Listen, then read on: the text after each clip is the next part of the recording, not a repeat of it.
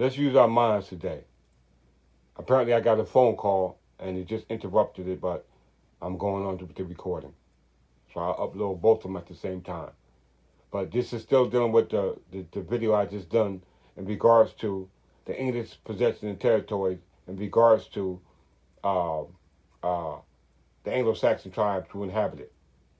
As you can see, all those listed up in red is pertaining to the English territories. All right? English territories. Here you see this goes up all the way up to what they call the Lake Ontario. What I forgot what you call that up there. Uh, Lake Ontario, Lake Superior, Lake Utah. This is dealing with the up all the way up in Canada. This is dealing with the uh, eastern seaboard, what we call New Jersey, province of New Jersey. All right, going everything you see in red was under English rule. Even right here, you see the tip of Gibraltar. It's red. All right, this is England, right here. So now my question comes: how in the heck could this little territory over here, which we misnomers, which they now call England, which is separate from what we call the New World, which is called North America. One second. Um, we call it North America, is all red. Okay. Now the so-called people known as Native Americans are supposed to be living in this particular continent or territory, which we call now America. All right, and the English inhabit the territory over here. Now, and the territories over here in North America is way bigger than those in what we call England, and it's across seas. Now, wouldn't it rather pick territories over here? Because nothing else is lit up red here but that particular spot right here, which is England, which is now called United Kingdom, and Ireland, which is the other island over here. Okay? And it's not even attached to the continent of Europe, subcontinent of Europe. It's under the United Kingdom. They look over it, but it's not under their jurisdiction because it's not even attached to the continent, as you can see here. All right? But they got territories over here in North America. That's red. Now, if they were negative people or bad people, because we just seen that a guy by the name of Cornelius van Tienhoven, which was the Dutch underneath New Netherland, he enslaved Native Americans as well as English or Anglo-Saxon. This was under the Anglo-Saxon and Dutch War. That occurred in the middle 16th century, 1650, 1661, somewhere around there. Look it up, Anglo-Saxon and Dutch War. This was admitted by the freeholders. All right, let's go here. Let me close this back up.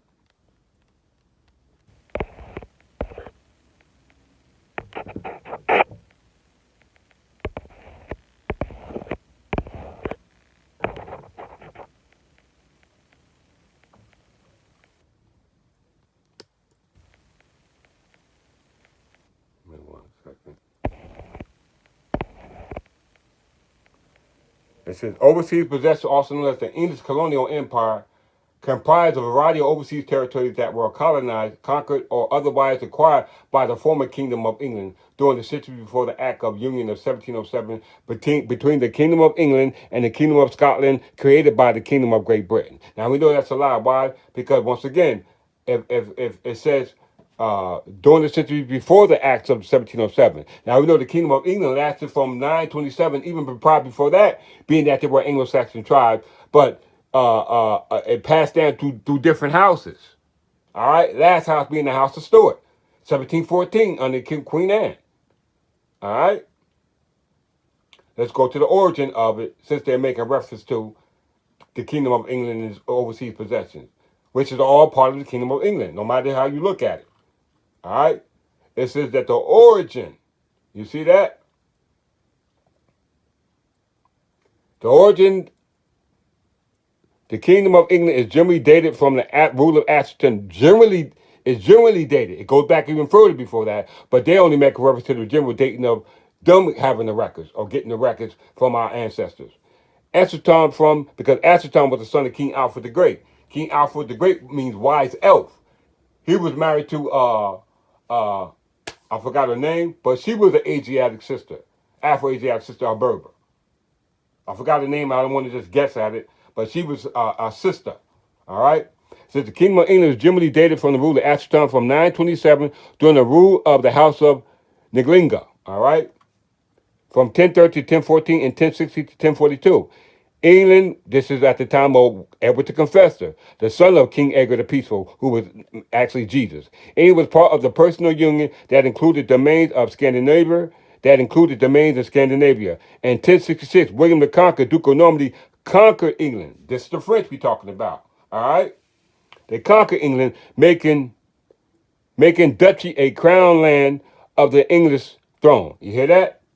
It's when you're getting into John Cabot. You see here? A replica of John Cabot's ship. Now, Jack Cabot